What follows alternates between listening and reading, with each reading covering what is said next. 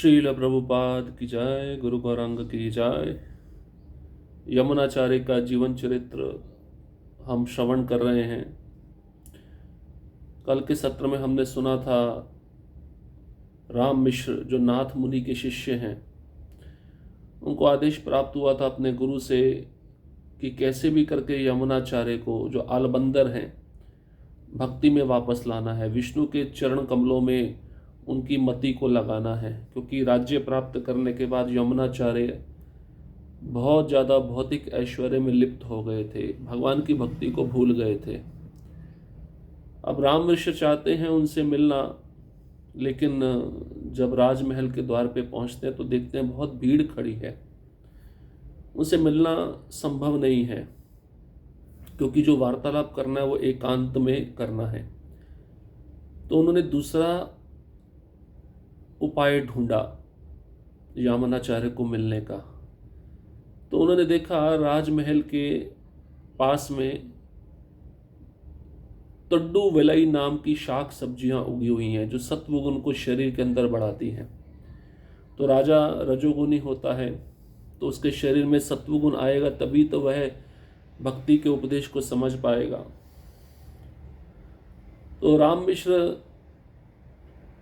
उस तुड्डू वलई शाक की सब्जी को तोड़कर रसोइये को देते थे। रसोइया बड़ा धार्मिक था, उसी तड्डू वलई शाक सब्जी बनाकर वह यमुनाचार्य को प्रस्तुत करता था, और यमुनाचार्य को वह सब्जी बहुत अच्छी लगती थी।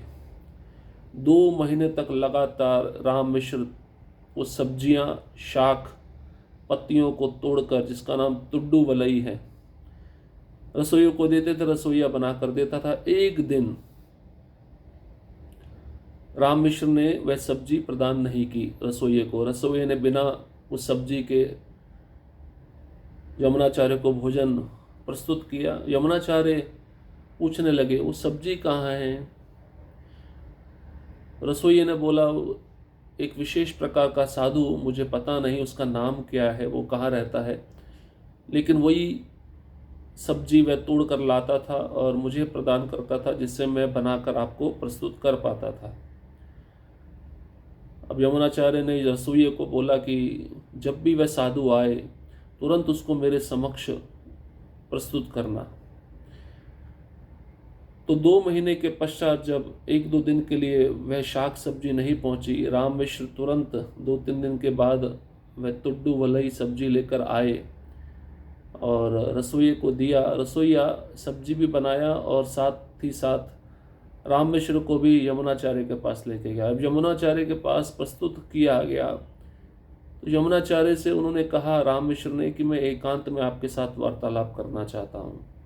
तो रसोइये को भेजकर उनको आसन दिया गया, बिठाया गया, और तब राम मिश्र ने कहा, देखो आपके दादा नाथ मुनि बहुत पहले ही संसार को छोड़ चुके हैं, लेकिन आपके लिए वे एक विशेष प्रकार का खजाना छोड़ के गए हैं। वो खजाना मेरा दायित्व है कि मैं आपको प्रदान करूं। तो अब उसके आगे क्या होता है, वार्तालाप और आगे कैसे बढ़ता है, उसको हम श्रवण करेंगे। यमुनाचार्य राम मिश्र की इस बात को सुनकर अति प्रसन्न हुए, क्योंकि उस समय वह एक विद्रोही राजा के विरुद्ध अभियान की तैयारी कर रहे थे और उन्हें धन की अत्यधिक आवश्यकता थी। पितामह द्वारा धन रखे जाने की बात पर उन्हें जरा भी संदेह नहीं हुआ, क्योंकि उनके पितामह एक विख्यात महापुरुष थे और उनके लिए कुछ भी असंभव नहीं था। उन्होंने बड़े ही सरलता से साधु की बात पर विश्वास कर लिया। अतः यमुनाचार्य ने प्रसन्न होकर राम मिश्र से कहा, महाराज, वास्तव में आप एक महान संत हैं, क्योंकि उस प्रभुत धनराशि को आप स्वयं ही ना पचाकर मुझे सौंपने के लिए इतने काल तक प्रतीक्षा करते रहे। अब कृपा करके यह बताइए कि वह धन कहाँ मिलेगा? राम मिश्र ने उत्तर दिया, यदि आप मेरे पीछे आते हैं तो मैं आपको वहां ले जाऊंगा जहां धन रखा है, जो 2 नदियों के बीच स्थित, जिसे 7 दीवारों के अंदर रखा गया है, एक महान नाग द्वारा सुरक्षित किया जाता है। हर 12 साल में दक्षिण से एक राक्षस खजाने का निरीक्षण करने आता है। वह एक मंत्र से घिरा हुआ है और उसी मंत्र की महान शक्ति के प्रभाव से वह पुनः प्रकट होगा और तब आप उसे ग्रहण करने में समर्थ होंगे। एक पहेली की तरह समझाया। देखिए, समझना इतना आसान नहीं है, लेकिन जो 7 दीवारों की बात कर रहे हैं, रंगनाथ भगवान का जो मंदिर है वह 7 दीवारों से बना हुआ है, 7 द्वार हैं। तो खजाना रंगनाथ भगवान है। राक्षस जो 12 साल में एक बार उस खजाने की रक्षा करता है वो है विभीषण जी, जो आकर भगवान की पूजा करते हैं। और नाग मतलब अनंत शेष। तो इस प्रकार से राम मिश्र उनको राज्य से हटाकर उनका मन अब रंगनाथ भगवान के चरणों में लगवाना चाहते हैं। तो यमुनाचार्य ने बात सुनी राम मिश्र के मुख से, अरे मेरे दादा इतना सारा खजाना मेरे लिए छोड़कर गए हैं और अभी तो मुझे ज़रूरत है उस खजाने की, क्योंकि एक राजा के साथ मुझे युद्ध करना है और युद्ध के लिए धन आवश्यक है। तो पितामह नाथ मुनि के द्वारा जो बात बताई गई थी राम मिश्र को कि धन के बारे में यमुनाचार्य को बताना, तो उस पर बिल्कुल भी यमुनाचार्य को संदेह नहीं हुआ। उन्होंने अपने पितामह को देखा था कि मेरे पितामह नाथ मुनि बहुत विख्यात है, महापुरुष हैं और जो भी कुछ बोलते सत्य होता है, उनके लिए कुछ भी असंभव नहीं है। सरलता से यमुनाचार्य ने साधु की बातों पर विश्वास कर लिया। साधु मतलब राम मिश्र। और यमुनाचार्य प्रसन्न होकर मिश्र से कहने लगे, वास्तव में आप एक महान संत हैं, उस धनराशि को आप स्वयं न लेकर मुझे सौंपना चाहते हैं और इतने समय तक आपने उसके लिए प्रतीक्षा भी की। अब मुझे बताइए कि धन कहाँ मिलेगा। राम मिश्र ने उत्तर दिया, मेरे पीछे आइए, मैं आपको लेके चलता हूँ जहाँ पर धन रखा गया है। 2 नदियों के बीच में स्थित 7 दीवारों के अंदर ये धन को रखा गया है। एक महान नाग इस धन की सुरक्षा करता है। हर 12 साल में दक्षिण से एक राक्षस खजाने का निरीक्षण करने आता है। वह एक मंत्र से घिरा हुआ है। उसी मंत्र की महान शक्ति के प्रभाव से वह धन पुनः प्रकट होगा और तब आप उसे ग्रहण करने में समर्थ हो पाएंगे। वास्तव में राम मिश्र जिस खजाने का वर्णन कर रहे थे वह भगवान रंगनाथ की सुंदरता थी, जो कावेरी नदी के एक द्वीप पर 7 दीवारों वाले मंदिर के भीतर रहते थे। भगवान अनंत शेष की शैया पर लेटे हुए हैं। ऐसा कहा जाता है कि सर्वप्रथम विभीषण इस विग्रह को लेकर अयोध्या से आए थे। तत्पश्चात भगवान कावेरी के इस द्वीप में स्थित हो गए।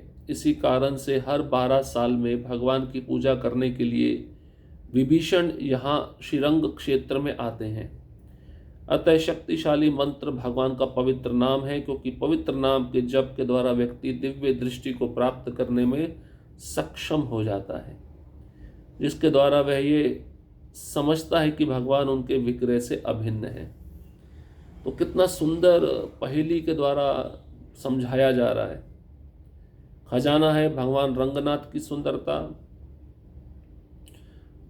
2 नदियों के बीच में स्थित है, कावेरी नदी है और वहाँ पे द्वीप भी है, और 7 दीवारें उस मंदिर की 7 यहाँ पे बताया गया है दीवार 7 दीवारों में रखा गया। तो 7 दीवारें मंदिर की 7 द्वार हैं और महान नाग अनंत शेष हैं जो इस धन की सुरक्षा करते हैं। 12 साल में राक्षस दक्षिण दिशा से आता है, वह विभीषण है और मंत्र से घिरा हुआ है। भगवान का पवित्र नाम ये सबसे बड़ा मंत्र है। उसी मंत्र से महान खजाना प्राप्त होता है। अलवंदार राम मिश्र के शब्दों के वास्तविक अर्थ नहीं समझ सके और खजाना प्राप्त करने के लिए अति उत्साहित होकर कहने लगे, मैं अपनी सेना को लेकर वहां जाने के लिए तैयार हूं, कृपया आप हमारे मार्गदर्शक बने। यह सुनकर राम मिश्र ने उत्तर दिया, हे राजन, वहां अधिक लोगों का एकत्रित होना उचित नहीं है, आप अकेले ही मेरे साथ चलें। अलवंदार ने इस प्रस्ताव को स्वीकार कर लिया और उनकी अनुपस्थिति में राज्य के प्रबंधन की व्यवस्था करने के बाद उन्होंने राम मिश्र का अनुसरण किया। मदुराई नगर को पीछे छोड़कर वह उत्तर दिशा की ओर चल पड़े। दोपहर हो जाने पर किसी एक स्थान में रुककर राजा ने स्नानादि के बाद विश्राम किया। उसी समय राम मिश्र ने भगवत गीता का पाठ अर्थात भगवत गीता के श्लोकों का उच्चारण करना शुरू किया। तो आलवंदार मतलब यमुनाचार्य, और राम मिश्र के जो पहेली के द्वारा बताए गए शब्द थे उसके अर्थ को समझ नहीं पाए यमुनाचार्य, और खजाना प्राप्त करने के लिए बहुत उत्साहित हो गए। उन्होंने राम मिश्र को बोला, मैं अपने साथ सेना को लेकर चलूँगा, तैयारी करिए चलने की, आप आगे चलिए, मैं अपनी सेना के साथ पीछे पीछे आपके आता हूँ।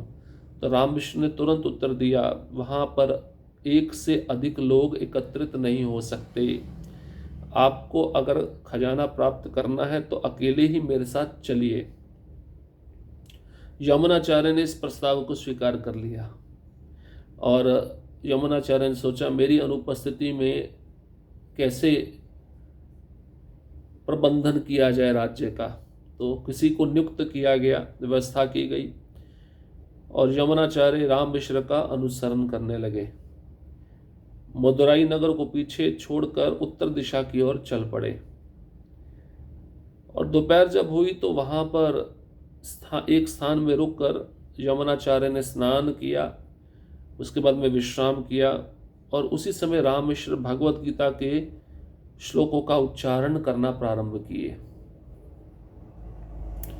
तो यमुनाचार्य ने भगवत गीता पढ़ी हुई थी, भूल चुके थे भौतिक ऐश्वर्य के कारण। अब भगवत गीता के श्लोकों को सुनेंगे तो उनकी भक्ति जागृत होनी प्रारंभ होगी। यमुनाचार्य को इस महान ग्रंथ को पढ़े हुए कई वर्ष बीत चुके थे। राजपाट के कारण वे भगवत गीता को पूर्णतः भूल गए थे, लेकिन अब जैसे ही उन्होंने श्री कृष्ण के वचनों को राम मिश्र की मधुर आवाज में सुना तो उनकी पूर्व स्मृति धीरे धीरे जागने लगी। उन्हें मन में स्वतः ही ऐसा भाव उदित होने लगा कि वे इस जगत के प्राणी नहीं हैं। उनका घर इस संसार सागर के परे स्थित है। वह समझ रहे थे कि कैसे वह अपने वास्तविक लक्ष्य की उपेक्षा कर रहे हैं। राम मिश्र ने सभी 18 अध्याय का पाठ समाप्त कर लिया तो यमुनाचार्य उनके चरणों में गिर गए और उनसे हाथ जोड़कर निवेदन करते हुए कहने लगे, हे साधुवर, कृपया मुझे अपना दास स्वीकार करें ताकि मैं श्री कृष्ण के वचनों के मधुर अमृत का निरंतर आस्वादन कर सकूं। मुझे भगवत गीता का पान करने का अधिकारी बना लीजिए। मुझे ऐसे लग रहा है कि मैं राजपाट आदि त्याग कर आपके पीछे पथिक बनकर विचरण करूं। अतः मुझे आपका शिष्य बना लीजिए। संसारी जीवन के सुख मुझे फीके और तुच्छ लगने लगे हैं। यह सुनकर राम मिश्र मुस्कुराकर बोले, मुझे शुरुआत से ही लग रहा था कि आपके समान महापुरुष ऐसी कामना व्यक्त करेंगे। इससे मुझे आनंद की अनुभूति हो रही है। अतः यदि आपके पास समय है तो कुछ दिन यहाँ रुककर मेरे साथ भगवत गीता का अध्ययन करें। आपके निर्देशानुसार मैं भगवत गीता की यथा योग्य व्याख्या आपको सुनाऊंगा। देखिए, पहले तो इतना भौतिक ऐश्वर्य का संग था, साधु के संग में आने पर किस प्रकार सुप्त जो भक्ति होती है जागृत हो जाती है श्रवण की विधि के द्वारा। तो यमुनाचार्य बहुत पहले, क्योंकि 12 वर्ष में जब राजा बने तो 35 वर्ष हो गए थे राज्य करते करते।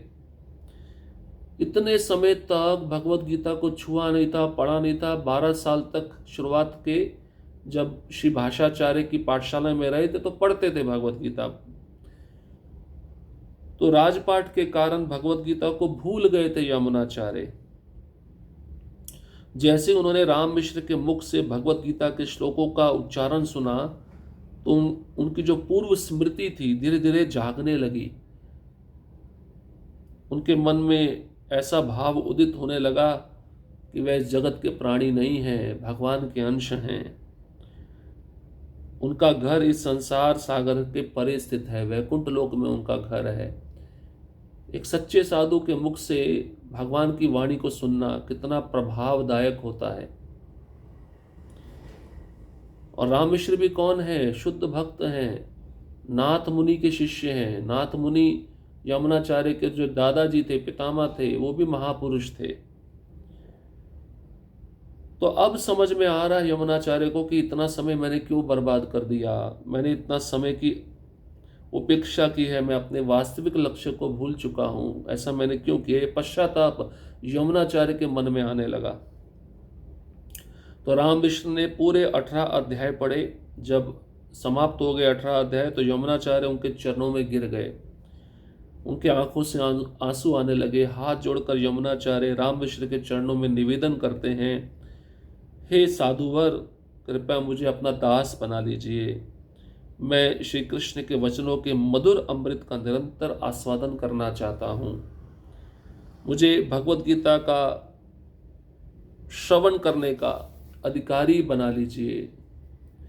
मुझे ऐसा लग रहा है कि राजपाट त्याग दूं और एक पथिक बनकर आपके पीछे पीछे चलूं।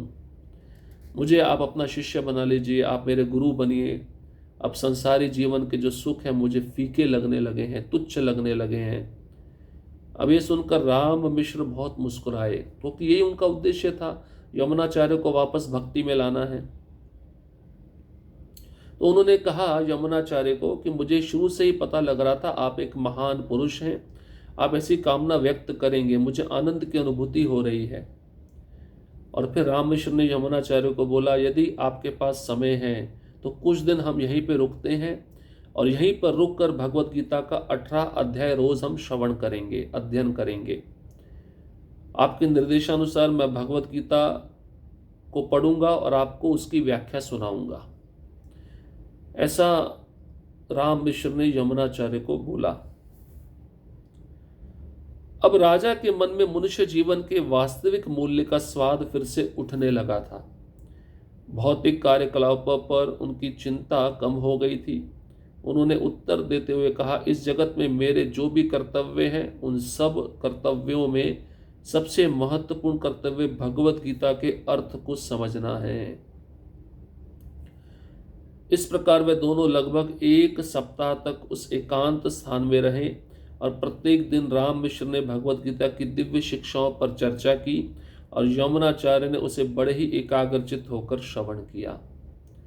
साधु के द्वारा उच्चारित प्रत्येक दिव्य शब्दों के साथ राजा का अपनी भौतिक ऐश्वर्य के प्रति आसक्ति कम होती गई। अतः यह स्वाभाविक है कि यदि कोई व्यक्ति एक बार भी परम भगवान श्री कृष्ण की महिमा को और उनकी मधुरता के बारे में श्रवण करता है तो उसे इस भौतिक नश्वर संसार के सुख तुच्छ लगने लगते हैं। जब राम मिश्र 12वें अध्याय के 8वें श्लोक में पहुंचे तो उन्होंने साथ आंसुओं से भरे स्वर में उस श्लोक का गान किया। वे कहने लगे, मय्येव मन आधत्स्व मयि बुद्धिम निवेशय निवेशिष्यसि मय्येव अत ऊर्ध्व न संशया। मुझ भगवान में अपने चित्त को स्थिर करो और अपनी सारी बुद्धि मुझ में लगाओ, इस प्रकार तुम निस्संदेह मुझ में सदैव वास करोगे। अब राजा का मन मनुष्य जीवन का जो वास्तविक उद्देश्य है उसकी तरफ मुड़ रहा था। पूर्व में भक्ति में किया हुआ अभ्यास का जो स्वाद है फिर से उठ रहा था यमुनाचार्य के मन में। भौतिक कार्यकलापों की चिंता कम होती गई। यमुनाचार्य ने उत्तर दिया, इस जगत में मेरे जो भी काम है, कर्तव्य है, उन सब में सबसे महत्वपूर्ण काम कर्तव्य है भगवत गीता के अर्थ को समझना। एक हफ्ते तक दोनों राम मिश्र और यमुनाचार्य उसी स्थान पर रहे, एकांतवास किया और रोज राम मिश्र भगवत गीता की दिव्य शिक्षाओं पर चर्चा करते थे। यमुनाचार्य अपने मन को एकाग्र करके उस भगवत गीता के श्लोकों को सुनते थे और व्याख्या को श्रवण करते थे। अब शुद्ध भक्त के द्वारा उच्चारित प्रत्येक दिव्य शब्दों के साथ राजा का जो मन था भौतिक ऐश्वर्य से हटकर भगवान की वाणी पर आसक्त होने लगा। और ये स्वाभाविक है, यदि कोई व्यक्ति एक बार भी परम भगवान श्री कृष्ण की महिमा को सुनता है तो उस व्यक्ति का मन भौतिक नश्वर संसार के सुखों के प्रति आसक्त नहीं होता। और जैसे राम मिश्र 12वें अध्याय के 8वें श्लोक पर पहुंचे तो राम मिश्र की आंखों से आंसू आने लगे और उन्होंने श्लोक का गायन किया जिसमें कृष्ण कहते हैं कि कोई भी जीवात्मा अपने चित्त को स्थिर करके अपनी सारी बुद्धि को मुझ में लगाता है, मैं निस्संदेह उसमें वास करता हूं और वह मुझ में वास करता है। अब इस श्लोक को जब यमुनाचार्य सुनेंगे तो उनकी क्या प्रतिक्रिया होगी, इसको हम अगले सत्र में श्रवण करेंगे। हरे कृष्णा कृष्ण कृष्ण हरे हरे, हरे राम राम राम हरे हरे। श्रील प्रभुपाद की जय, गुरु गौरांग की जय।